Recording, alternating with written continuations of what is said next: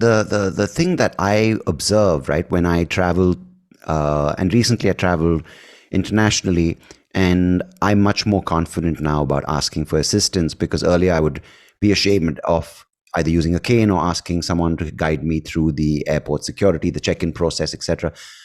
And now it's become more of a, you know what, I'm going to do it because it's less stress. I get to enjoy the trip for whatever it's worth.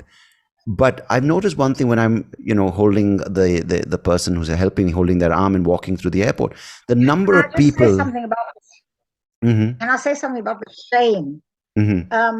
It's true, the shame. I mean, I have to stop myself being ashamed when I can't hear, Hmm. because we are so conditioned to having to be perfect, having to be the perfect person, having to have everything perfect. I mean, women suffer incredibly from this, probably more than men. And one of the reasons why, for example, older women don't want to have sex and all this sort of thing is because you have to have this perfect body. Mm. Everything has to be perfect.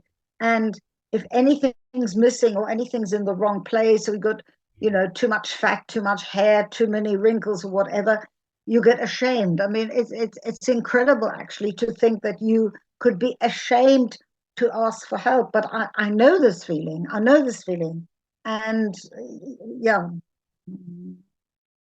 Yeah, no, sorry. no problem. I actually was just going to reiterate that point of when I now, accepted the fact that I'm going to take help. I'm going to make that process of boarding the flight and then enjoying the journey there, disembarking, getting help again. And the number of times I've observed the people who are so-called sighted, the number of times they almost walk into me because they're just staring at their phones. So that ties into this idea of what are we using the senses for anymore? Are we looking around? Are we just glued to this medium that is showing us the world through the screen? And eventually this idea of what that shows, right? It shows you this content that it thinks you want or is popular or is trending. But do we anymore receive what we want, or is there some kind of code that is determining the information that we see or hear? And as a result, are we being fed a certain narrative and a certain sense of sights, a certain sense of what a body should look like or what a perfect voice should sound like? So what direction are we heading in? Is it absolute access to information as it's portrayed, or is it more and more narrowing, where we kind of are, despite having all the senses, we're not, sometimes we're so glued into our shows on Netflix or watching YouTube videos that we don't even know what's going on around us. So are we even aware of the senses we have anymore? That's an incredibly important topic, I think, because I notice, if I go in a train somewhere, um, flying, I don't like. I'm scared of flying, but if I like going on trains, Hmm. and there's sort of two things I like. The one is looking out of the window and just sort of seeing the world going by. This is a sort of almost like a meditation. But the other thing is also watching the people, and trying to think about who they are, what are their lives. And nowadays it's just so boring because everybody is on their phones. Everybody. Yeah. Or they might be asleep. The only alternative. And there's another thing I wanted to say, which reminds me, what you were talking. When I had my children, I used to love traveling with my children anywhere, on an underground or on a train. And I would talk to them. This was the time when we were very close and there was nothing disturbing us, you know, and we could communicate with each other. And they would, I'm talking about when they were 2.5, 3, 4, 5, and they would sort of tell me things, or they would point out things, or I would point out things. And was a very strong connection. And it was one of the times when we had the strong connection. And I have to say, it breaks my heart to see, and I see this almost every day, a mother with a 3 or 4-year-old child, and the mother is on the phone, and the child is trying to get the mother's attention to point out something, Mm. because the child is curious about the world. And as you say, is the child's senses are are working full speed. He or she's taking in everything and wants to communicate this with with the mother. And the mother is just not interested and is just on the phone the whole time. And as I say, it breaks my heart. And I wonder what, this comes back to what the question you were asking. I wonder what these adults are going to be like. These adults, I mean, what is going to happen and what is already happening. I mean, I sometimes see 6-year-olds with cell phones, and the whole life, as you say, is completely manipulated into this kind of technology, and the senses are just not being used the way they should be. Yeah, I find that very curious for you to make that observation, because it's someone coming from the generation that you experienced, which was through the 70s, 80s, 90s, Yeah. the 2000s, and now the 2010s and 20s now. Because my dad is 75 as well. And when I look at, the relationship we've had from son to father over the years, I mean, I'm 40, my dad's 75. So it's a different phase now.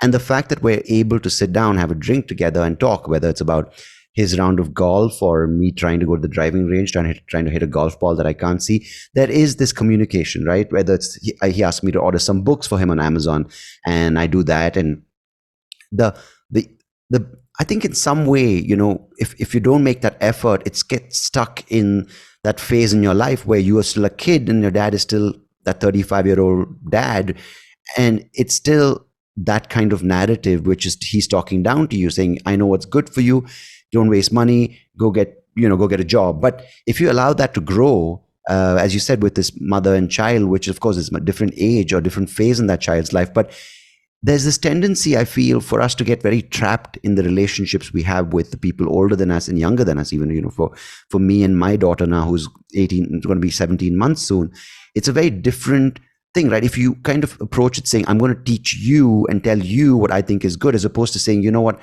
my role is to give you the tools and the foundation that I think and that I can do for you. But beyond that, it's how you experience the world, and come back to me when you have questions. But a lot of it is blocked out because of these devices, which are brilliant in themselves, phones and computers. They really can enhance the human power. But contrary to what it's supposed to do, it's in fact inhibiting our way to communicate with each other, and not even on a global scale with our millions of fans, but with people at home who you should grow with, who you should change with, who you should grow older with, and kind of appreciate their wisdom, their value in your life, and the relationship you hold with them. Yeah.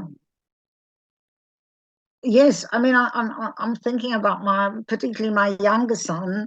My older son lives in Berlin, so I mean, I see him quite often, but I haven't got this sort of continual contact with him. My younger son is 32, Mm-hmm. and he's just used to just having this kind of relationship with me. It's just, as you say, it kind of uh, developed from a situation where I was, I would say, guiding him and sometimes having to discipline him, which he didn't take too kindly to, uh, to a situation where, now we have but the basis was always being able to communicate with each other, and obviously our interests change. He was always very interested in what I did. He still is. I was obviously very interested in what he did.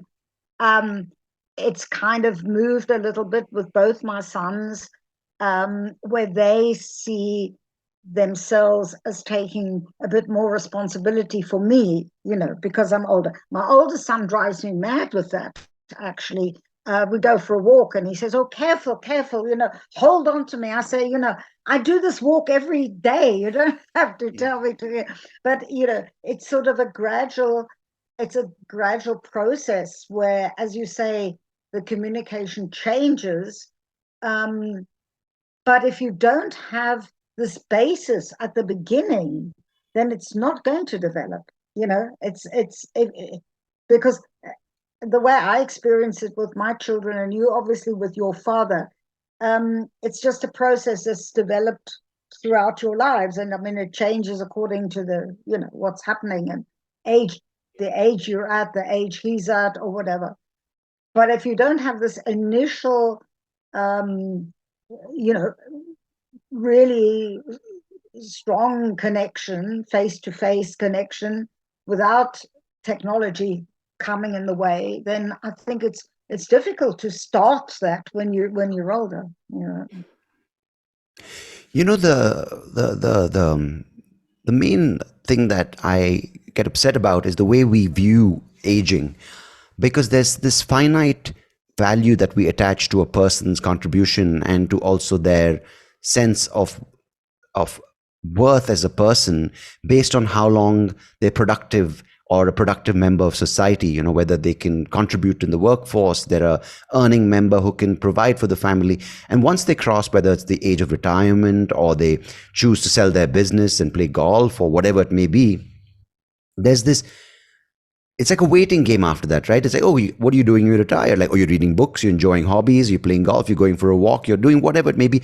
But when I was reading about you and you're 75 and you're working and you're still coming up with ideas, new ways to come up with communication seminars or programs or models to help people, what, how was your view towards aging? Because I come from a place of 2 points, right? One is this the dulling of the senses, as you mentioned earlier, but also this the way you view yourself, because it seems like there is a certain box that you have to fit into, which is, I am older now, I can't do certain things, I shouldn't be seen doing certain things, I should be doing other things which are appropriate to my age. But I don't think that's the right way, because there is so much a person who's older than me, a person in their 60s or 70s, can contribute, not just to me, but also to my 18, 17-month-old baby or to younger people, because with age comes wisdom, not always, but a lot of the time. But we don't seem to respect that or appreciate that, but we seem to discount it as an aging population that needs to be taken care of. Yeah, I mean, you've hit my this is my hot topic, obviously because of my age. Um, I mean, I have quite a good example in my family because my father, he lived to 100, Hmm. and he lived healthily to 100, Nice. and he worked until he was about 97. I mean, no, but his work wasn't, he didn't go to work every day. What he did was he advised people on how to be healthy into old age. And he Hmm. wrote this course and he sold this course. So he had, first of all, he had something to do. There Hmm. was no way that he wasn't busy because there were always people writing to him and saying, can you help me? And so, and the second thing is he made a bit of money. And the third thing was, and that was the most important, he was appreciated, Hmm. because people wrote back and said, oh, Mr. Simanowitz, thank you so much. Since I've been doing, and following your advice, my arthritis has got so much better. I'm not depressed anymore, and so on. And I think that this is actually the crux of the matter. The crux of the matter is that we cannot live without appreciation. It doesn't matter who we get appreciation for. When we're working, hopefully we get it in our jobs, or we get it from our children, or we get it from our friends. We get it from. I mean, I get it when I go on the stage. I mean, that's Hmm. why I go on the stage. It's great. I mean, you know what it's like. You've been a stand-up comic. There's nothing more exhilarating than standing on the stage and everybody's, clapping and laughing, and you sort of spreading kind of joy, and they really appreciating it. But I mean, this is something that, as you say, exactly happens with older people, and it's a continual fight, um, to be seen in a different way. And you're absolutely right. I mean, when I talk about myself, I'm much, much more relaxed than I was when I was 25 or 30. I'm much more able to understand other people's point of view. I mean, I was extremely dogmatic. This Hmm. was right, this was right. I'm much calmer. Um, I take more risks emotionally, not not physically, of course, but emotionally, because I think, well, what have I got to lose? What have I got to lose at the age of 75? I'll try it, you know. Um, and people do come to me, and I think that um, people do go to older people. I'm part of a political group called Grannies Against the Right Wing in Hmm. Europe. It's Hmm. a group of old, I don't know if you've read about it, almost getting rest in Germany. And we go on the streets and we do things, and the young people love us. They love us, because at last they've seen people of the age of 65 or 70 or 75 or even 80 or even 85, some of us, who are doing things and are not just sort of, you know, waiting to die, more or less. And I think that's really, really important to view age. Been a lot of research done recently that the way you view your own getting old has a big influence on your health and even on how long you live. If you view it positively. So I think that's a really important topic. Yeah.